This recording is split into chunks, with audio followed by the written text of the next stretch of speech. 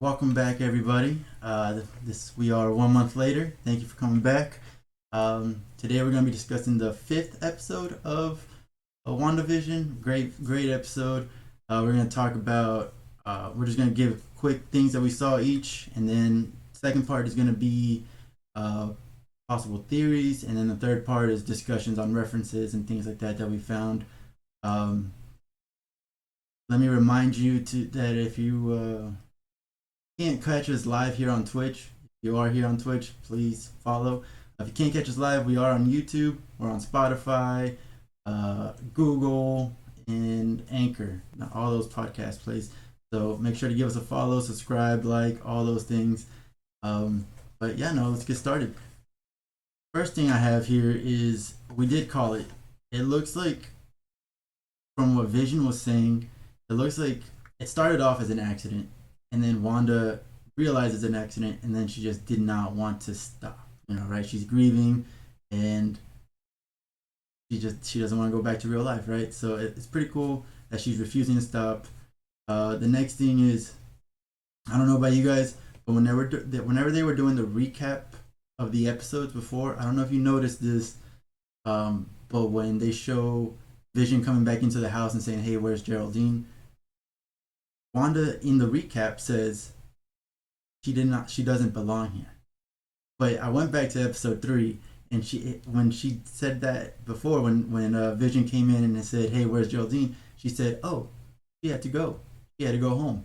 So I don't know if that's going to come back into play, if that was intentional or if that was just an overlook. But I just wanted to point it out because that was weird. I immediately caught that. I was like, "No, that's not what she said." Um, Next thing is, I like the way that they're trying to make Hayward a bad guy. Now, the more that they're trying to make Director Hayward a bad guy, the more I'm thinking is he's not gonna be a bad guy. Even though he's doing all these shitty things, I don't think he's gonna be a bad guy. Like, even with the whole Darcy going, "Oh yeah, he's a," and then he says terrorist. That was hilarious. I like that. That was good. Um, the footage of Wanda breaking in and taking Vision's body, I think that's fake. I want to say that that's fake footage. That's just my thought on it, but it was really good to see where she got the body. It wasn't just that it appeared one day, so that was cool. Um, I want to talk about later on. I want to talk about why Monica doesn't want to talk about Captain Marvel. Every time Captain Marvel came up, she just kept like, nah, who cares? Who cares? We're not talking about her right now, you know." So that was weird. Exactly. Uh, Wanda being a hypocrite with the whole the boys telling her, "Hey, bring back the dead dog," and she's like, "No, you can't do that." And I'm like, okay. Says says you who brought back dead Vision, right? Uh, and then of course Vision is pissed. Vision no longer taking it. That was amazing. As soon as he turned around in the kitchen and was like, "I talked to Norm," I immediately got on my seat. I was like, "All right, here it is. He's gonna do it. He's gonna say something." That was great. That whole scene, beautiful. He doesn't remember anything from his past life. I don't even know. Like, that's crazy. And then, of course, the big reveal is Pietro. Evan Peters shows up. So many things that it could possibly be. That I've seen so many things saying that it's Mephisto, not actually Quicksilver. Sorry, Nick. I know you don't like Mephisto, but We don't talk about Mephisto. it is what it We ain't is. about Mephisto. This ain't a Spider Man. This ain't a Stephen Strange comic. uh, so it is what it is. But this just brings back to me this episode made episode 1 make so much more sense whenever the guy was choking and the wife was saying, "Don't stop it, stop it." It makes so much more sense of why she was acting the way she's acting, and it makes me question why Norm. Why did it take Vision to like get in his mind for him to know what's going on and like talk about his real life? But Agnes seems to know what's going on. Agnes doesn't require Vision to go in there and like get her out of it. She's out of the. She's not acting like everybody else, and that's weird to me. And I just want to point that out. But those are just some of the things that got brought up. Some references that I saw were Monica's lab results being blank. I immediately was like, "Oh, does that have something to do with her being Photon?" I don't know because I don't really know that character. Billy saying, "Sit Ubu sit." or he said sit Sparky sit, but it reminded me of that sitcom. I don't know if you guys watched him, but when I grew up, I used to watch these sitcoms, and at the end it was like sit Ubu sit. So I immediately saw that, and I loved the theme song. It was just like the words in the theme song saying like we're making it up as we go along. Like that was hilarious. But Nick, or I'm sorry, not Nick, no, Carlos. What did you see? Um, so with this episode, what I enjoyed the most was the raw emotion that you finally got from both Wanda and even more importantly from Vision. I think that it was very important for Vision to actually be mad at Wanda and for Vision to, finally be able to break out of this control or this almost cloud that he's been sensing since the beginning of the show. Because multiple times when it seems like Vision has noticed things, when he's felt that something just isn't right with their surroundings, Wanda has been able to basically rewind and break him out of that uh,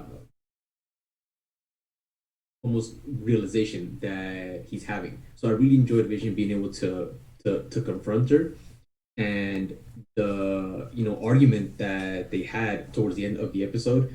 It was just incredibly well acted, and it really brought that boiling conflict that's been building since the beginning of the show, and I really enjoyed that. You really got to see the not just how much Wanda wants to keep all of this together, but you also see Vision's um, hesitancy of even being around her now, and I think that that's really going to set up the overall pace and the raw storyline going forward. What I also really enjoyed was that it didn't take so much time for us to get to this point. And I feel like a lot of shows that have a mystery or that have a lot of questions behind it take 6 7 episodes. You only get these answers towards the end, and the payoff is great, but you're left with a lot more wanting. And right now we're getting so much revealed, we're getting so much that's being thrown at us, and there's still 4 episodes left, right? I think that it's 9 episodes. Maybe a Yeah, surprise fifth one. That's what I heard. There might be a fifth episode or 10th and episode. and if there's a fifth one, that'd be incredible. But we still have 4 more episodes to go, and the stakes are only getting higher. So I feel like every single episode, you're just becoming more and more involved. So that was the main thing that I liked about this episode was that we got to see the raw emotion from Wanda and Vision. I also really like that we're finally starting to feel that everything is starting to crumble. Wanda is starting to lose grasp on what's happening, and you're starting to see that, and I like that. What I also enjoyed was that Wanda is starting to get—I don't want to say reckless, but she's kind of starting to really put herself in a position where she's no longer hiding, and you saw that in the scene where she uses magic to like bring up the dog collar, and she says like we don't have to hide. So those are the things that I really enjoyed from this episode. Nick, what do you got? All right, so when I finished watching, I watched the episode last night and then again this morning. The first thing I could think of is again budget, budget, budget. Like this is where like we're seeing like where the two worlds are going back and forth because now we're finally like I said this is probably gonna happen. We're now getting in both the real world, like the current world and Wanda's world. At the same time, we're going back and forth. Like that was really freaking cool to see those transitions and how them watching what we're watching is being translated. The other thing is what was I saying? Oh, you're starting to see all the major plot holes in the story that Wanda's trying to tell. Yeah, Like this episode, like everything that like every little hole in her reality was poked through. Everything that could have been like a problem happened, and you're seeing her shit fall apart slowly and slowly. And another thing that I knew was going to happen, I said this last week, is that the kids are rapidly aging. And not only that, the coolest part is that they are basically in control of it. Yeah.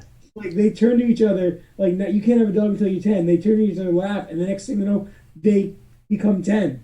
And the mom was like, when Wanda was like, "Oh, like don't age yourselves because of this like traumatic incident. Like don't age yourselves to go past the trauma," which is so funny because is basically in this situation using her powers to mask her trauma. Mm-hmm. Like Hypocrite. that's what I thought was so ironic. The other stuff that I noticed that happened that I liked was like Manny said with director Hayward. Hayward, is that his name? Yeah. Hey, what? Hey, Director, I can't. The director, I think he is a villain. I think they're gonna somehow tie him into being related to someone like the Zemos or something. Because like he's becoming more and more of a dick. Like, like this episode, he really like he all of a sudden they said. I thought it was really my favorite part was when they realized Monica realized that her clothes were completely altered and that everything in there is real. Everything's been changed and is physically what it looks like, and that her like bulletproof stuff was turned into clothing, and that they could send something that is accurate to that time period in, and it wouldn't change.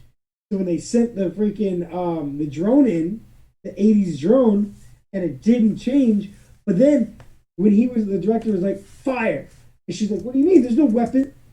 That I knew he's a villain. He's a villain. Like he snuck weapons into um yeah, he snuck weapons into the thing. Like that's crazy. Behind everybody's back. Behind everybody's back. I that really like that messed me up. But yeah. Besides that, I think the only stuff like that I wanted to mention was when Wanda walks out of the dome.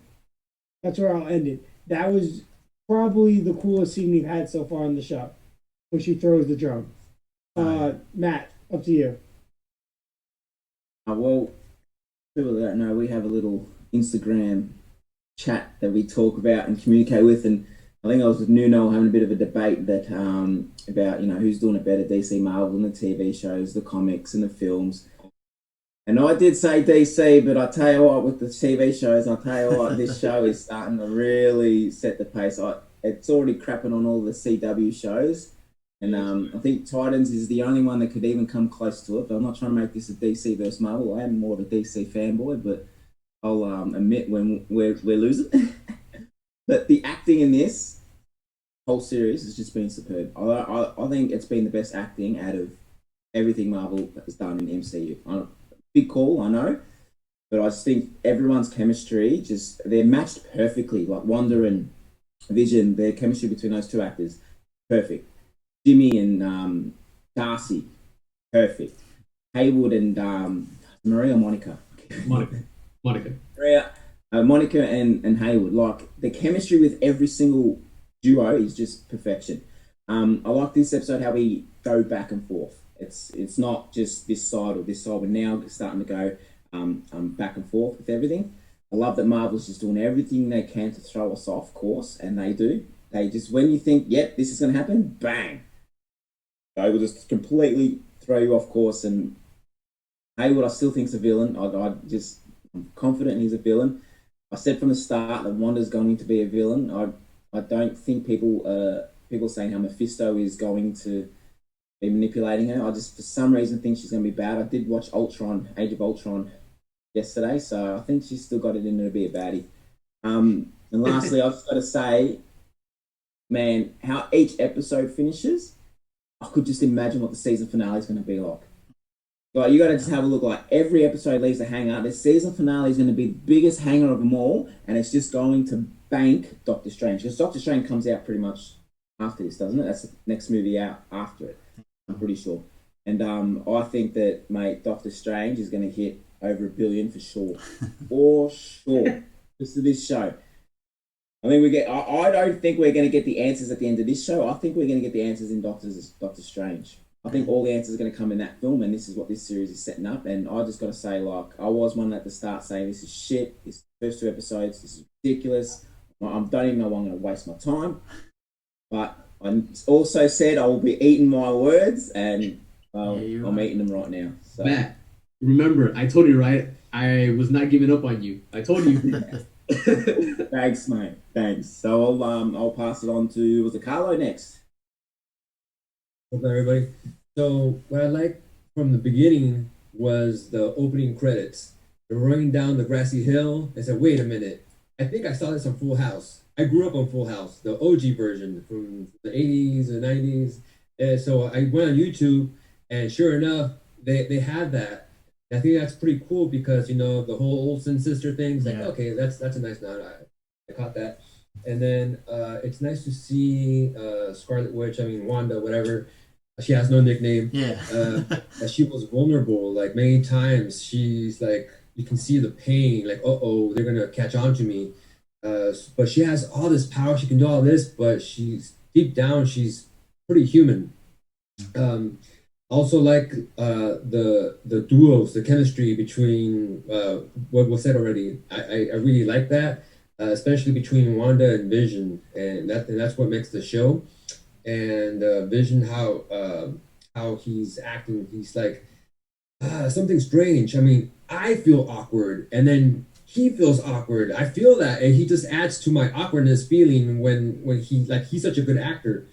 I like the suspense, the build up when somebody's walking out of the dome. Like, oh, who is it? Who is it? It's gonna be Vision. It's gonna be Vision because he figured it out. He wants to go outside. He wants to investigate. He wants to see what's going on. And like, oh shit, it's Wanda. And so that threw me for a loop. That was like a great, not a plot twist, but a great surprise. I could have sworn it was gonna be Vision. Kind of glad it wasn't.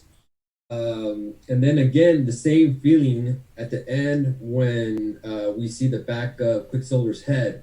I jumped out on my couch. Oh shit, Magneto!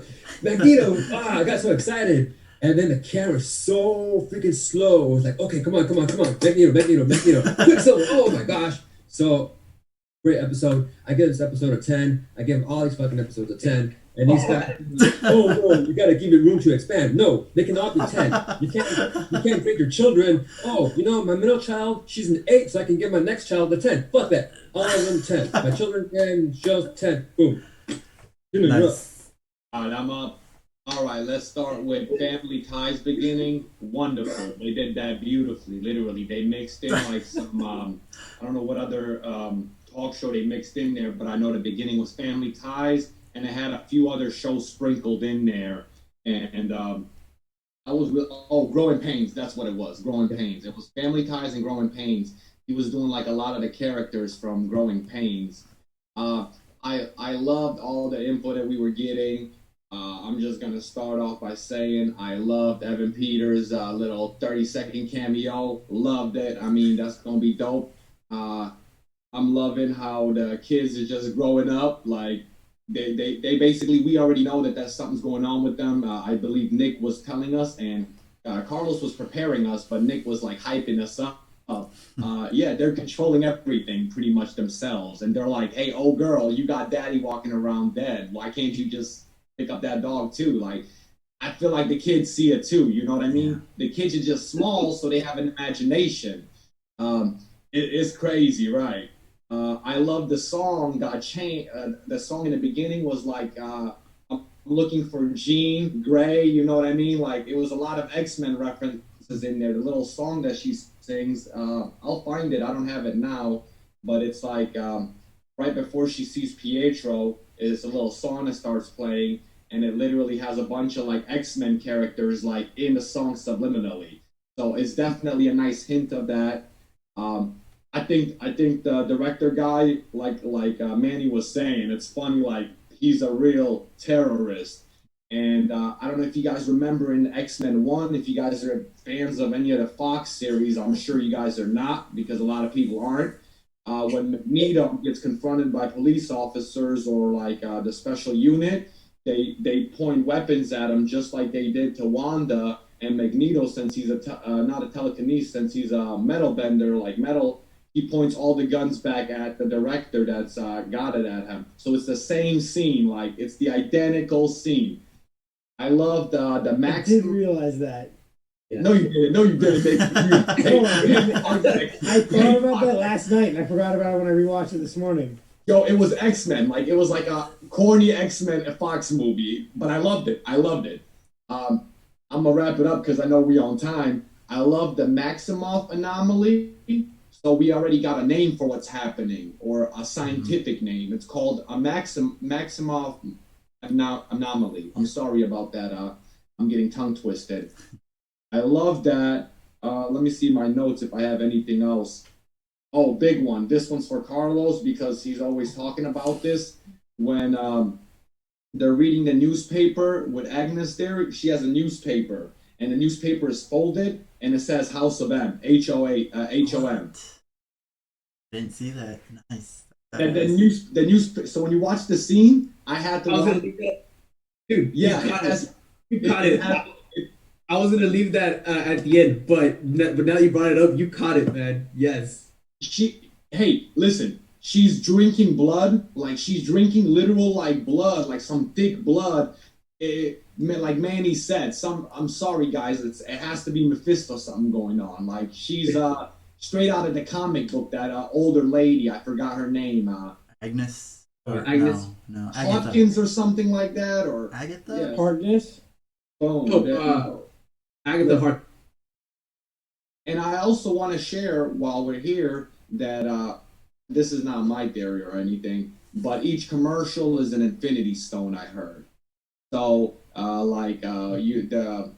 their power is the toaster, and they're like the bubble bath was like the blue stone. The cosmic cube. It was a cosmic cube. Yeah, you know it. I heard that. I like that. I like that. I like so subconsciously humans are always like looking for them too. Like we're obsessed with them. So we're like subconsciously making commercials. Super dope. Sorry, too much info. I'll pass it on to Manny so we can get on to the next part. No, you all hit it right on the spot, on the money. The only thing I'm surprised that I didn't hear from any of you guys is the fact that whenever Wanda came out of the whole dome and threatened everybody and says, "You leave me alone, I leave you alone," all that stuff. As soon as she went back in, I was like, "Oh, well, here come the credits." And nope, it's still going. This was not a 20-minute episode. This was 30 something, 34. 41. And she changed it. She changed when she went back in. Yeah. She changed the anatomy of whatever's blocking it. So if it was like a happy blue now it's a mean red because I know like it's changed. But changed. But basically, I'm just like, I was so happy to be like, well, because I paused it. I was like, oh my god, it's not done. They were looking for Sparky. I don't give a shit about Sparky. I paused it, and it still had like another 10 minutes to go. I was like, holy shit, this is a long episode. So I was very excited about that. But now I love that they're doing exactly what Nick said. The kids are gonna be like OP powerful. Yeah. Like they are literally going to do that. It's literally happening. They're like, don't grow up, don't grow up, don't grow up. What you mean? We can go. I'm thinking in my head, they can even turn themselves into babies if they want. Like at this point, they can do whatever they want. Like